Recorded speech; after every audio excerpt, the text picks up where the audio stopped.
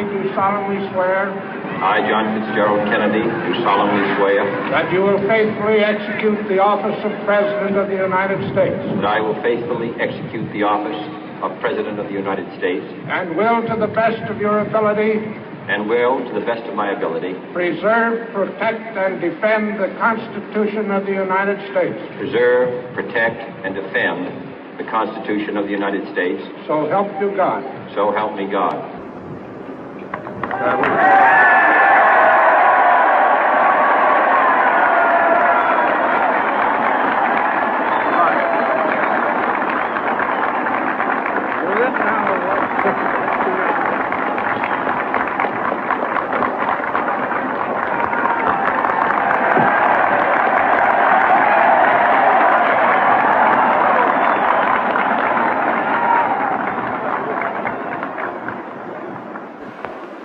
Vice President Johnson, Mr. Speaker, Mr. Chief Justice, President Eisenhower, Vice President Nixon, President Truman, Reverend clergy, fellow citizens.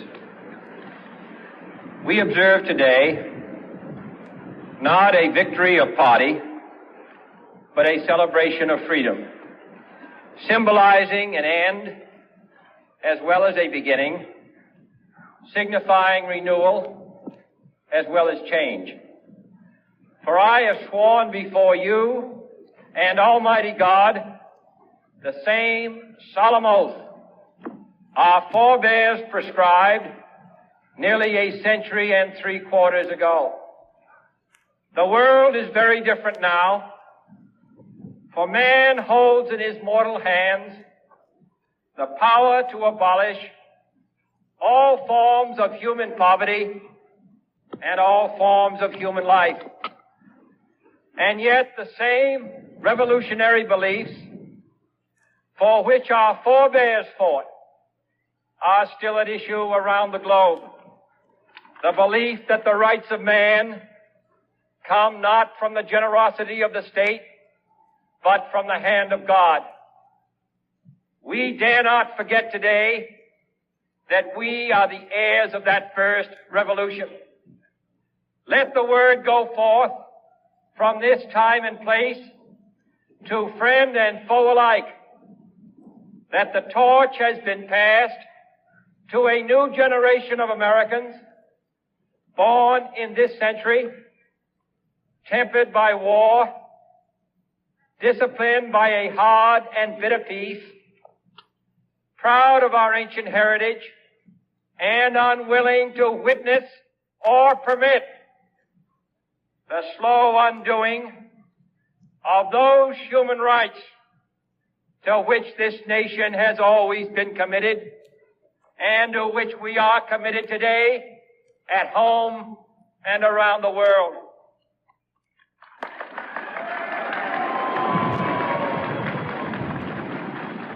Let every nation know, whether it wishes us well or ill, that we shall pay any price, bear any burden, meet any hardship, support any friend, oppose any foe to assure the survival and the success of liberty.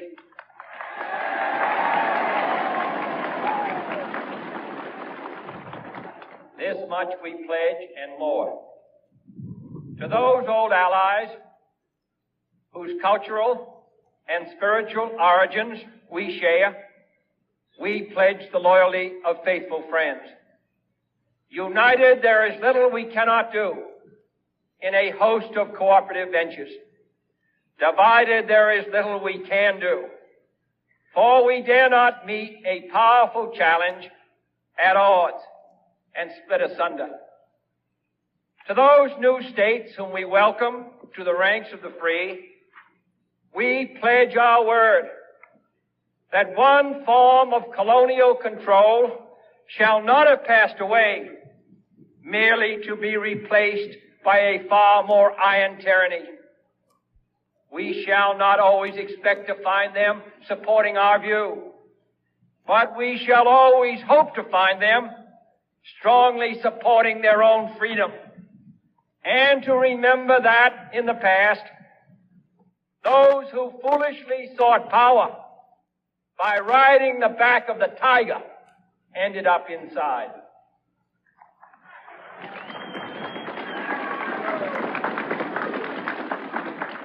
To those people in the huts and villages of half the globe struggling to break the bonds of mass misery, we pledge our best efforts to help them help themselves for whatever period is required, not because the communists may be doing it, not because we seek their votes, but because it is right.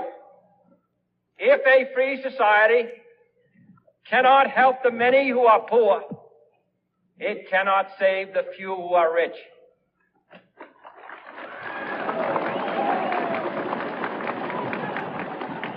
To our sister republics south of our border, we offer a special pledge to convert our good words into good deeds in a new alliance for progress, to assist free men and free governments in casting off the chains of poverty. But this peaceful revolution of hope cannot become the prey of hostile powers. Let all our neighbors know that we shall join with them to oppose aggression or subversion anywhere in the Americas. And let every other power know that this hemisphere intends to remain the master of its own house.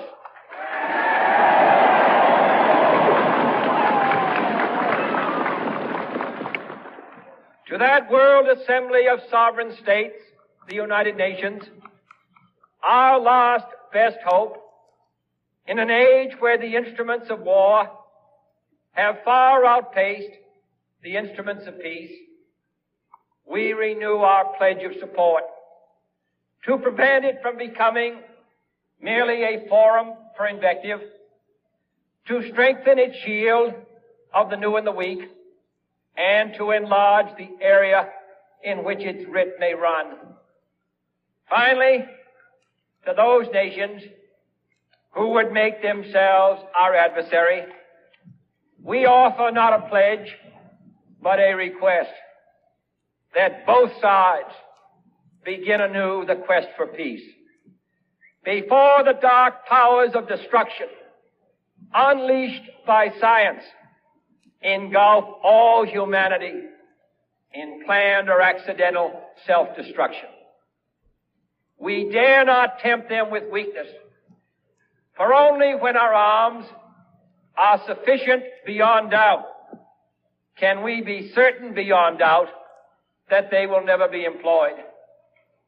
But neither can two great and powerful groups of nations take comfort from our present course, both sides overburdened by the cost of modern weapons, both rightly alarmed by the steady spread of the deadly atom, yet both racing to alter that uncertain balance of terror that stays the hand of mankind's final war. So let us begin anew, remembering on both sides that civility is not a sign of weakness, and sincerity is always subject to proof. Let us never negotiate out of fear, but let us never fear to negotiate.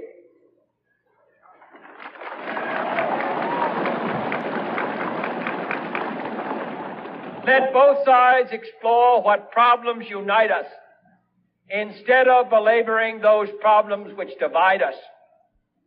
Let both sides, for the first time, formulate serious and precise proposals for the inspection and control of arms, and bring the absolute power to destroy other nations under the absolute control of all nations.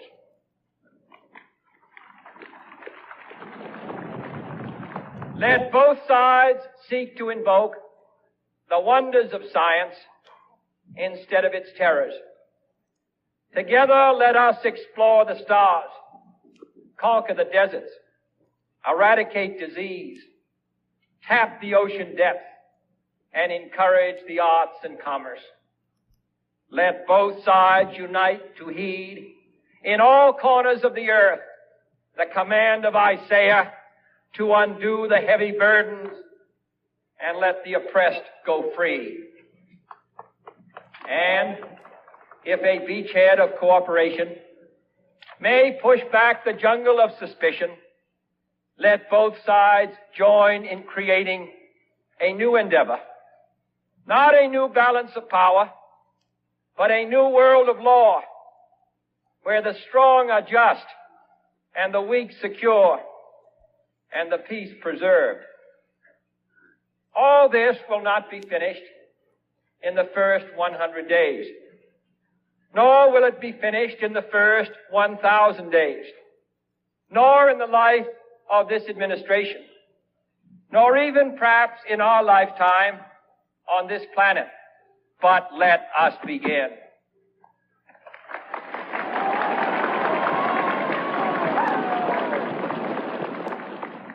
In your hands, my fellow citizens, more than mine, will rest the final success or failure of our course. Since this country was founded, each generation of Americans has been summoned to give testimony to its national loyalty. The graves of young Americans who answered the call to service surround the globe. Now the trumpet summons us again, not as a call to bear arms, though arms we need, not as a call to battle, though in battle we are, but a call to bear the burden of a long twilight struggle, year in and year out, rejoicing in hope, patient in tribulation, a struggle against the common enemies of man, tyranny, poverty, disease, and war itself. Can we forge against these enemies a grand and global alliance, north and south, east and west, that can assure a more fruitful life for all mankind? Will you join in that historic effort?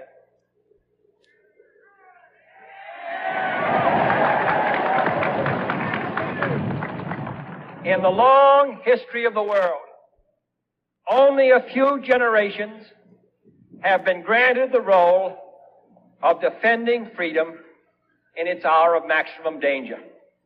I do not shrink from this responsibility. I welcome it.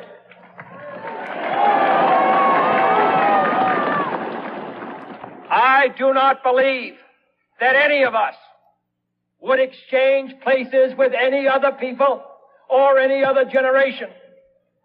The energy, the faith, the devotion which we bring to this endeavor will light our country and all who serve it. And the glow from that fire can truly light the world. And so, my fellow Americans, ask not what your country can do for you. Ask what you can do for your country.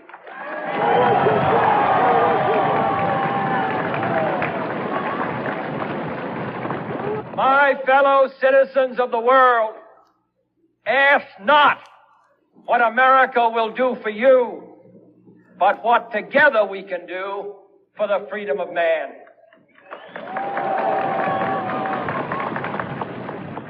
Finally, whether you are citizens of America or citizens of the world, ask of us here the same high standards of strength and sacrifice which we ask of you. With a good conscience, our only sure reward, with history the final judge of our deeds, let us go forth to lead the land we love, asking His blessing and His help, but knowing that here on earth God's work must truly be our own.